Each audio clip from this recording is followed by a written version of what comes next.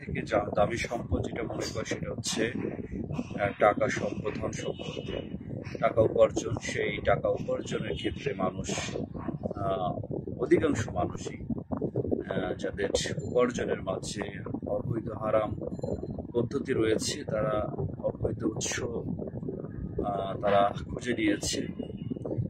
তাদের হারাম পন্থা, তারা জীবনে হারামকে আরাম মনে করেছে, সুখ মনে করেছে। অতি লাভের চিন্তা করে, জীবনে ভালো থাকার চিন্তা করে, এস্টাবলিশড প্রতিষ্ঠিত হওয়ার জন্য মানুষ হারাম উপার্জন করেই এই সমাজে সম্পদ, বাড়ি গাড়ির মালিক হচ্ছে। তবু মানুষের কাছে এই অবৈধ উপার্জন করার চিন্তা প্রতি, অবৈধ উপার্জনের প্রতি তাদের কোনো চিন্তা, ভয়, এক কথায় যে এটাকে সামান্য গুনাহ মনে করছে।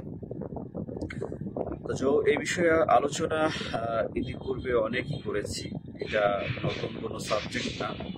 তবু মাঝে মধ্যে পুরাতন বিষয়গুলোকে আবার নতুন করে ঝালাই করা প্রয়োজন, সতর্ক হওয়া প্রয়োজন আমাদের।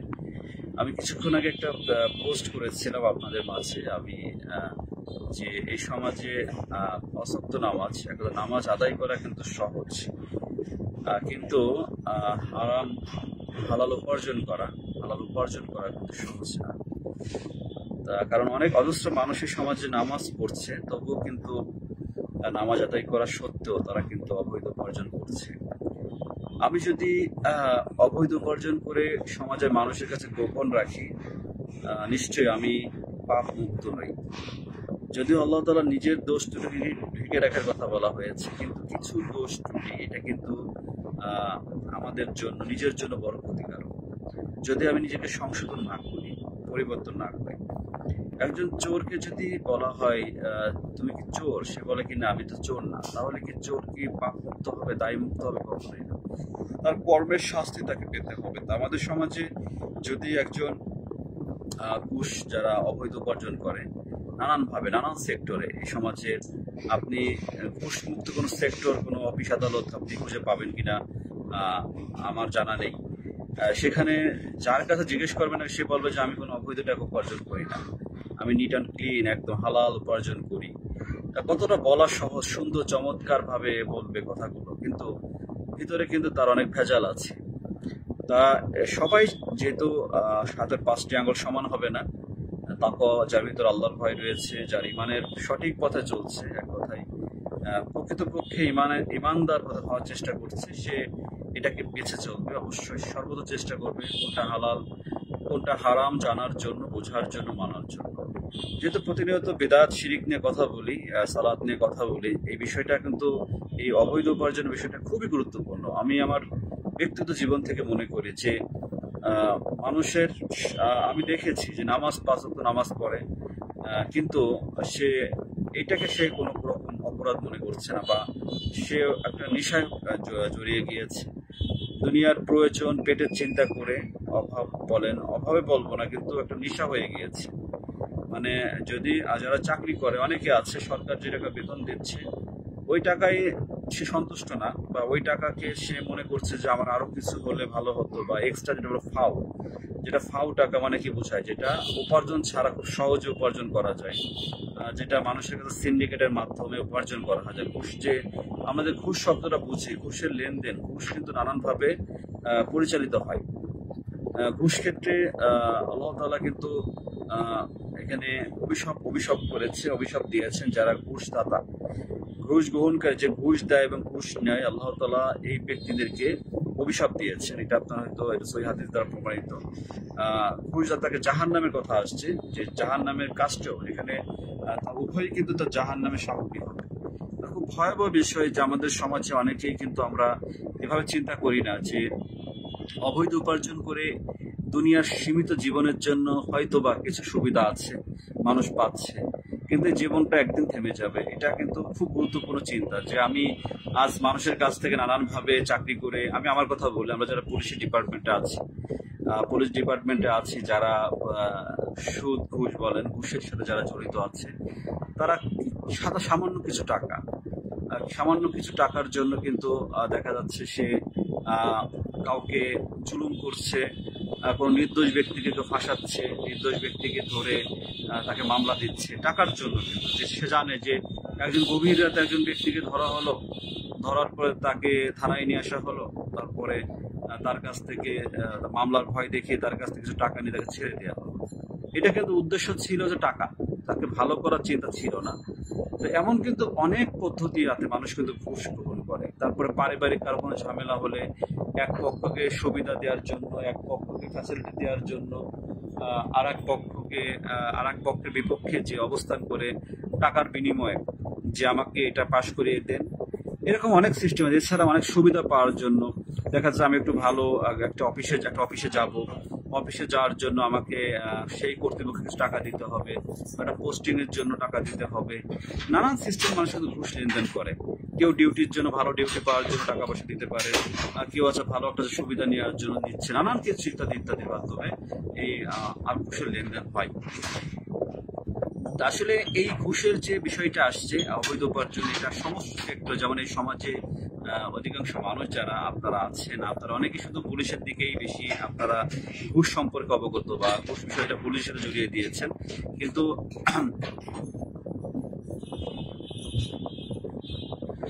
আমাদের মোহাম্মদ রিতন, মাশাআল্লাহ, যেগুলো হচ্ছে আমার আলহামদুলিল্লাহ, মোহাম্মদ ইউসুফ, আমাদের আশেপাশে অনেক বড় বড় আলেম দাবিদার রয়েছে যারা হালাল খায় না, হারাম খায়, নিজেও জানে না, সাধারণ মানুষ বলে। যে ইনশাল্লাহ আমি এদিকেও যাবো, ইনশাল্লাহ আমি এদিকেও ব্যাখ্যা দিব একটু করে ইনশাল্লাহ, যেটা সময় খুব বেশি না, একটু লম্বা সময় দরকার হয় সেটা আলোচনার ক্ষেত্রে। হঠাৎ নাইট ডিউটি আছে যেহেতু, এই জন্য একটু সময়টা বেছে দিলাম, যে মাগরিবের পরে আর সময় হবে না। আসলে মানুষের যে যেটা, ওই যে প্রথমে একটা কথা বলেছি, যে হারাম খাচ্ছে, কেউ কেউ জেনে খাচ্ছে, কেউ না জেনে খাচ্ছে। তবে জেনেই মানুষ বেশি খায়, না জেনে খুব কম হতে পারে। তবে মানুষ যারাই যেটা করুক না কেন, সেই ক্ষতিগ্রস্ত, এটা আমাদের মাথায় রাখতে হবে, যে আমি আমার নিজের ক্ষতি করব, আমার নিজে ক্ষতিগ্রস্ত হচ্ছে, এটা অপরের কি হবে। হয়তো আমরা মানুষকে সচেতন করতে পারি, সতর্ক করতে পারি।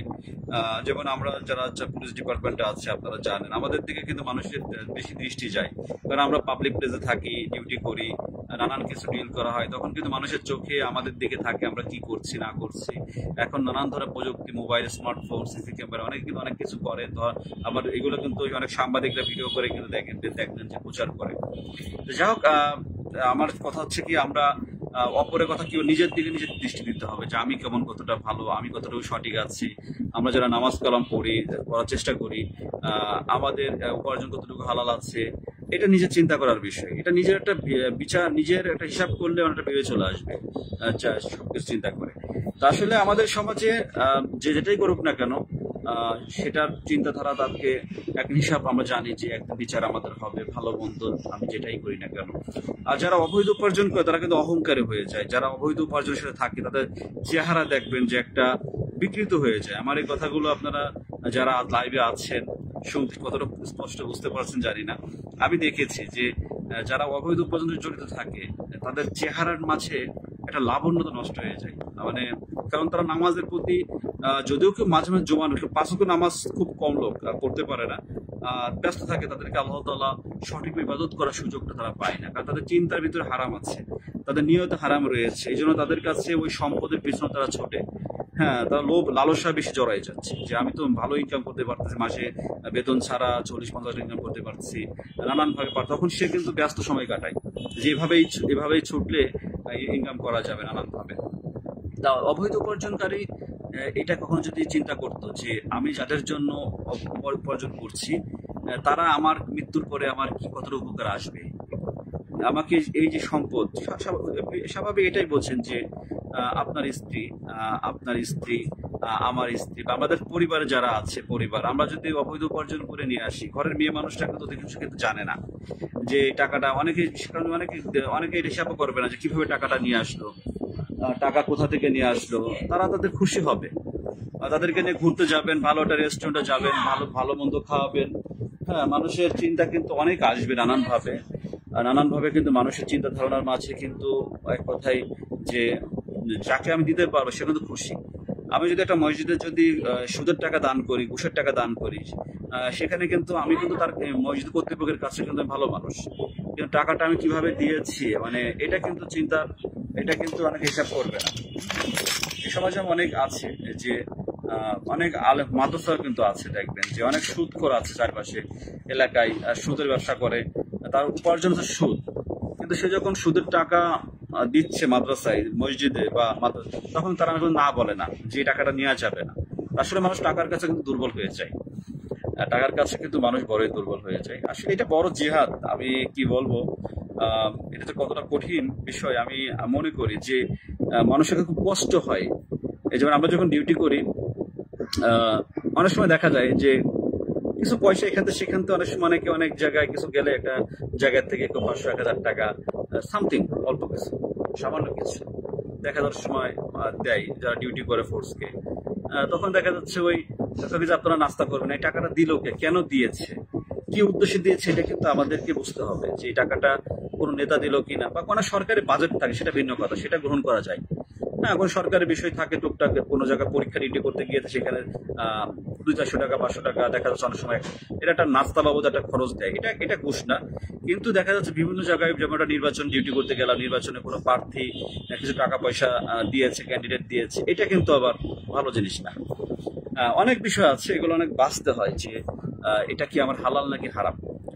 অনেক পাবলিক আছে এক কাপ চা খাওয়াচ্ছে, যে সে কোন ক্ষেত্রে খাওয়াচ্ছে এটা চিন্তা করেও অনেক সময় অনেক কিছু অনেকে বাঁচতে হয়। যাক, অনেক সময় দেখা যাচ্ছে আমি আমার সিনিয়র অফিসার যারা পুলিশে আছে, আমি ডিউটিতে আছি, হয়তো তিনি কোনো বিষয়ে কোনো লেনদেন করেছে, সেখান থেকে উনি কিছু টাকা পেয়ে আমাদের কিছু টাকা বলতেছে যে এই টাকার 500 টাকা বা এই টাকাটা নিয়ে পাই, এরকম যদি হয়, এখন আমাকে চিন্তা করতে হবে এই টাকাটা কোথা থেকে আসলো, এই টাকাটা কি হালাল নাকি হারাম। এইটা হচ্ছে আমাদের সব থেকে একটা গুরুত্বপূর্ণ বিষয়। যারা হালাল হারামের চিন্তা করবে তারা কিন্তু এটা বাঁচবে, আর যারা এই নিয়ে কোনো চিন্তাই নাই, টাকার দরকার, সেটা ওই টয়লেটের ভেতর পড়ে আছে, যেটা ওই যে নোংরা জায়গায় হোক, সেটা কোনো বিষয় না। আমি আমাদের সমাজে যেটা বলছিলাম যে আলেমদের কথা বলছিলেন, আসলে সবার আল্লাহ ভালো জানেন, এটা কিন্তু অনেকে আছে যে দেখবেন যে তারা নানান ভাবে, যেমন অনেক ইসের কথা, এতিমখানার কথা বলে টাকা নিচ্ছে, যে আমাদের এখানে এতিম আছে এতগুলো, সাহায্য হচ্ছে, কিন্তু এতিম কিন্তু কম আছে, একটা বিষয়, এটা কিন্তু ঠিক না। আবার দেখা যাচ্ছে বিভিন্ন জায়গায় কালেকশন করে নিয়ে আসে, যে টাকাগুলো কালেকশন হয় মাদ্রাসার জন্য, স্টুডেন্টের জন্য, এটা কালেকশন করে সেখান থেকে টাকা সে কিন্তু আত্মসাৎ বা সে কিন্তু গোপন, এটা কিন্তু একটা কি হারামে পর্যায়ে চলে যাচ্ছে। অনেকে দেখবেন যে এরা বিভিন্ন রকম ভাবে ওয়াজ মাহফিলের কথা বলে কালেকশন করে টাকা, তারপরে মাদ্রাসার উন্নয়নের কথা বলে, মসজিদ উন্নয়নের কথা বলে, নানান সিস্টেম আছে, যদি তার নিয়ম নীতির বাহিরে যায় এটা হারাম হয়ে যাবে। এখন এটা আল্লাহ ভালো জানে, আল্লাহ আসলে আমরা এটা কাউকে উদ্দেশ্য করে বলবো যে এই ব্যক্তিটা করেছে, তবে এমন যদি কেউ থেকে থাকে আল্লাহ তাআলা তাকে সঠিক বুঝ দান করুক। কারণ যদি একজন আলেম হয়ে যদি এটা করা হয়, তাহলে সব থেকে ফেসবুক ইনকাম করা জায়েজ আছে কিনা, আবার ইনকাম করে হালাল হবে, ফেসবুকে ইনকাম করা যায়, এই কমন বিষয়টা আসলে এই প্ল্যাটফর্মে এই পোস্টগুলো সব থেকে হাস্যকর।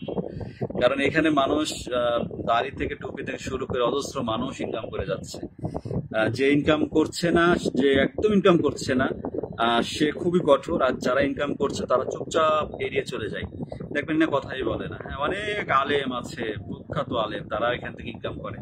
আর যে করে না, কিন্তু যে আমি এখন এখান থেকে বলতেছি ভাই এটা হারাম, কিন্তু আমি যদি উপার্জন করি তাহলে আমার কাছে বলার কি হলো?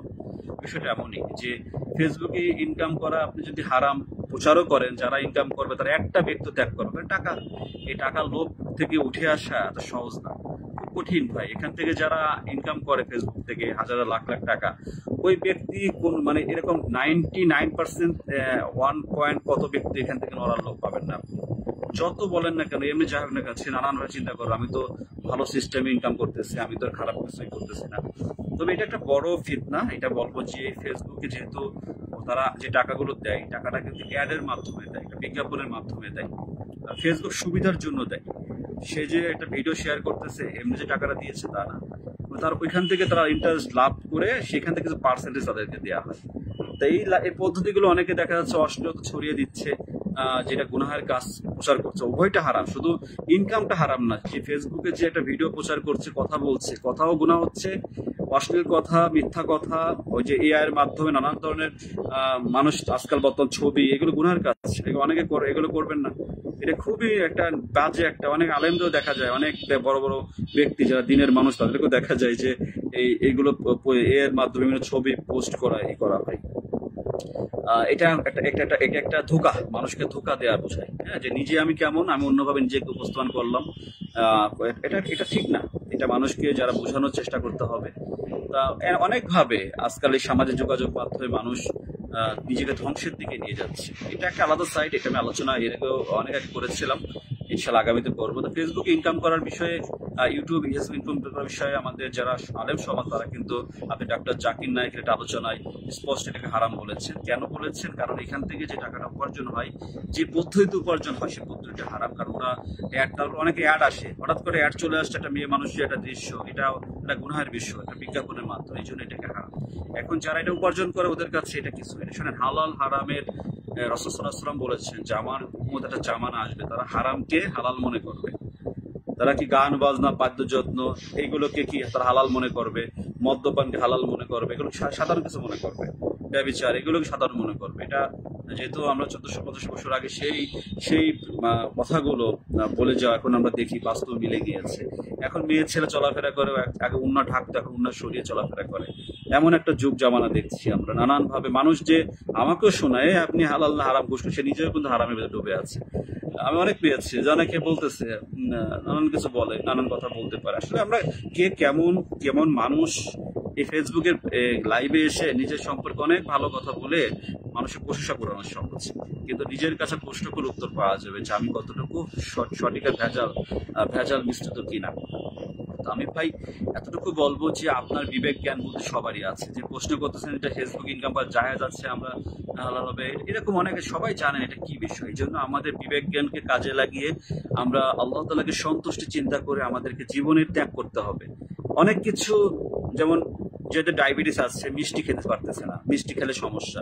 মিষ্টি অনেকে ভালোবাসে, যেমন ডায়াবেটিসের ভয়তে যদি মিষ্টি না খাই, তাহলে আল্লাহ তাআলার ভয় করে কেন আমি হারাম ত্যাগ করতে পারবো না? দুনিয়ার এগুলো অনেক চিন্তার বিষয় আছে। অনেকে সব ছাড়ে, সুদ ঘুষ এগুলো ছাড়তে চায় না। হ্যাঁ, সে মনে করে যে আমি নামাজ কালাম পড়লে আল্লাহ মাফ করে দিবে। কিন্তু না, আপনাকে নামাজের মাধ্যমে এই হারাম থেকে দূরে সরে আসতে হবে, এটা হচ্ছে মূল বিষয়। এখন আমি একজন বড় বক্তা, বড় সেলিব্রিটি বক্তা, আমি একজন সালাফি মানহাজের লোক, আমি খুব ভালো ভালো সহি কথা বলি, সহি হাদিসের বাণী প্রচার করি, দিন প্রচার করি, সুন্দর জুব্বা পাঞ্জাবি পরে মাঝে মাঝে অনেক কথা আমি বলি। কেউ কেউ ভালো বোঝে, কেউ খারাপও নিতে পারে। অনেক ইঙ্গিত করে কথা বোঝায় যে আমি সুন্দর লেবাস দিয়ে আপনাদের সামনে আছি, আমি ভালোভাবে কথা বলি, কিন্তু আমি এখন উপার্জন করে হারাম, খাদ্য খাই হারাম, তাহলে কি হবে আমার? এর কোনো মূল্য নেই।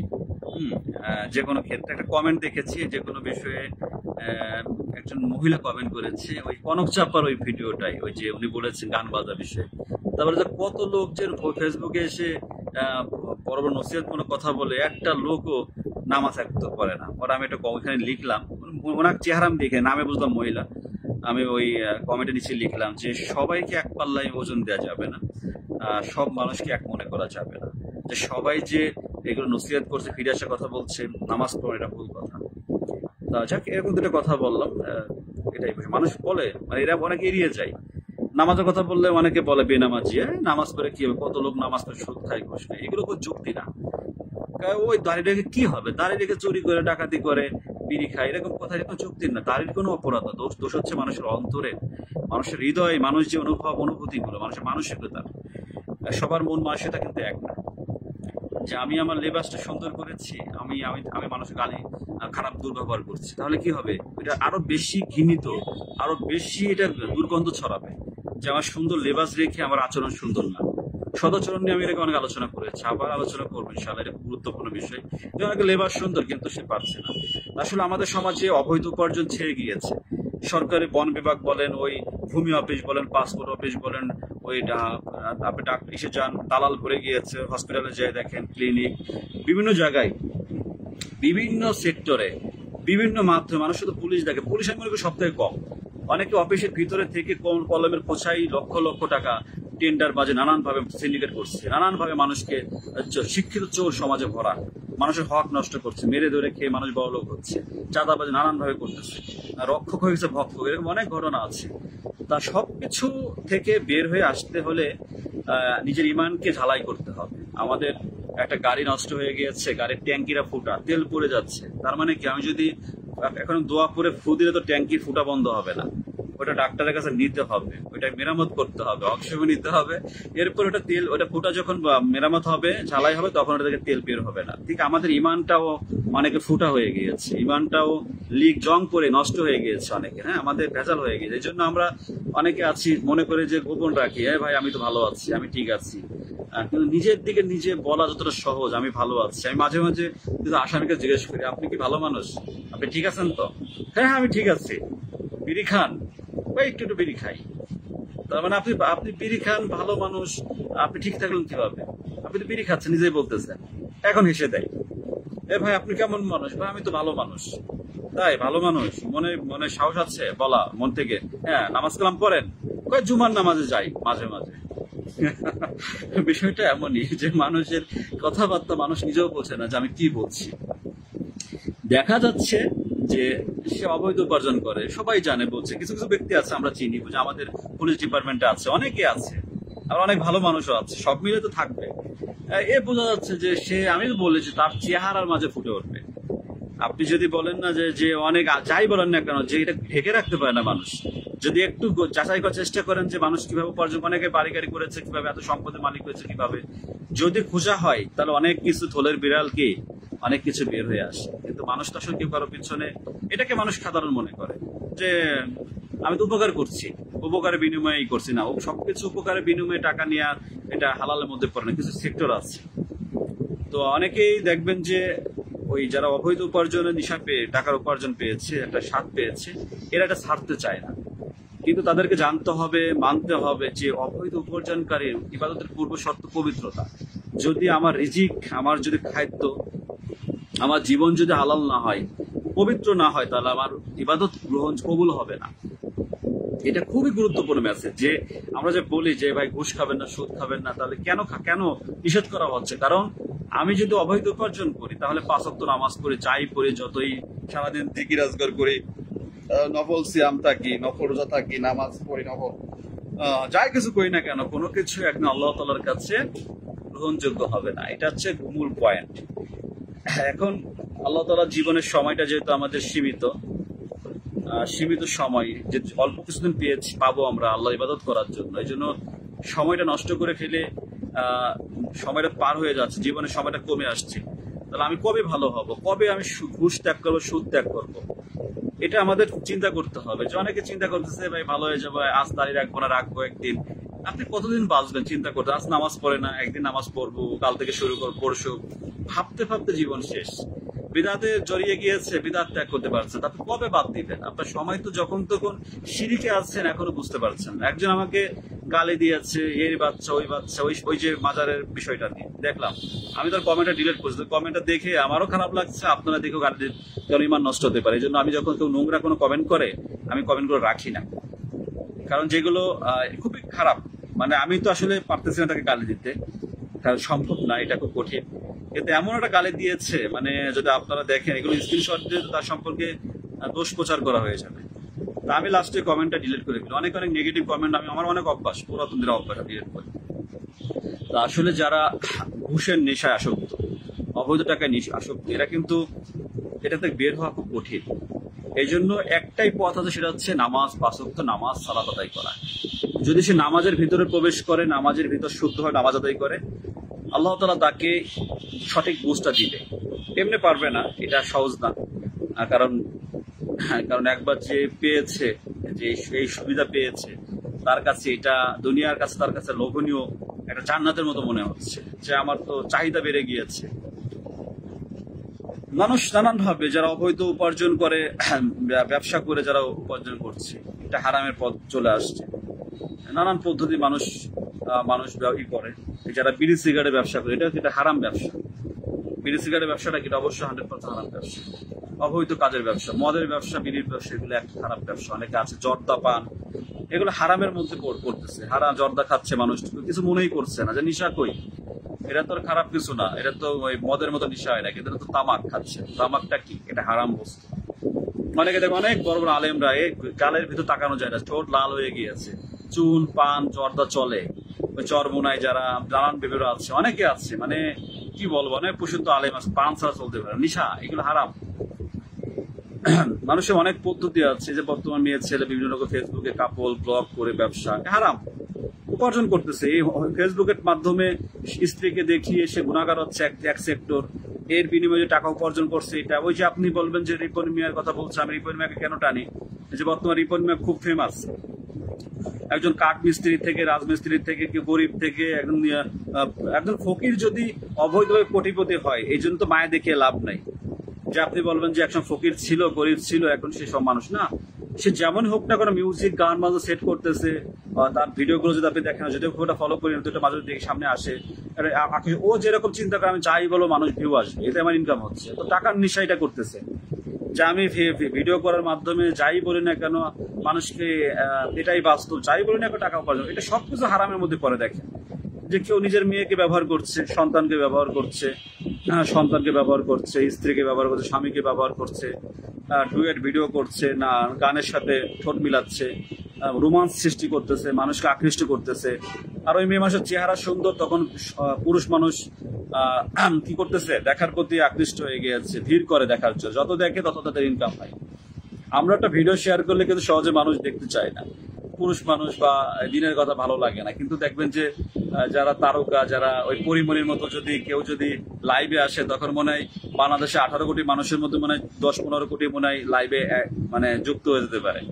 তো এমন একটা অবস্থায় দেশের মানুষের, যে মানুষ চোখের মাধ্যমে হারাম কাজ চলতে, নানান ভাবে হারামে সম্পৃক্ত।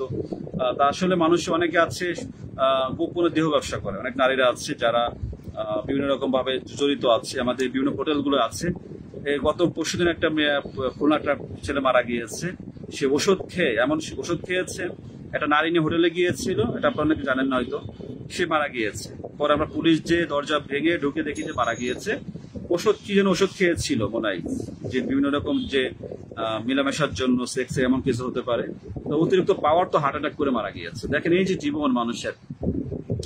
তা এই সমাজে অনেক মানুষ আছে, অনেক ভালো ভালো কথা আমরা বলি, সমাজে বসে মানুষের ভিতরে থেকে কথা বলি, কিন্তু আমাদের এক কথায় যে হারাম কথা, অনেকে অনেক ধরনের অশ্লীল গান বাজনা, অনেকে নানান কথা, ওই যে গানের কথা বলছিলাম, যে গানের অনেক কথা শিরিক আছে, এই কথাগুলো অনেক গজলও শিরিক আছে, অনেকে আপনার ইসলামী সঙ্গীত বলেন, কথার ভিতরে কিন্তু শিরিক আছে। যাক, আর কথা বাড়াবো না, আজান দিবে এখন, মাগরিবের সময় হয়ে গিয়েছে। আল্লাহ তাআলা আমাদেরকে সকল প্রকার হারাম থেকে বেঁচে থাকার তৌফিক দান করুন। আল্লাহ তাআলা আমাদেরকে রিজিকের ভিতরে, আমাদের জন্য আমরা অস্থিরতা আমাদের ভিতরে আসে, যে আমরা কতটুকু হালাল উপার্জন করছি, আমাদের স্ত্রী সন্তান যেন সন্তুষ্ট থাকে, তাদেরকে যেন আমরা বোঝাই, তাদেরকে যেন আমরা আখিরাতের জীবনে সেই চিরস্থায়ী জান্নাতুল ফিরদাউস, জান্নাতের বর্ণনা শোনাই, যে ওই জান্নাত পেতে হলে তোমার এই দুনিয়াতে হালালকে জীবনে গ্রহণ করতে হবে, হালাল জীবনকে গ্রহণ করতে হবে, মানুষকে আহ্বান করতে হবে, ফেরাতে হবে।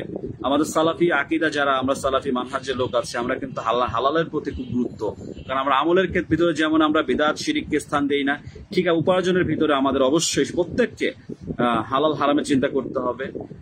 দিনের কথা বলে টাকা উপার্জন করা, এমন চিন্তা আপনার ভিতর থেকে উঠিয়ে নিতে হবে।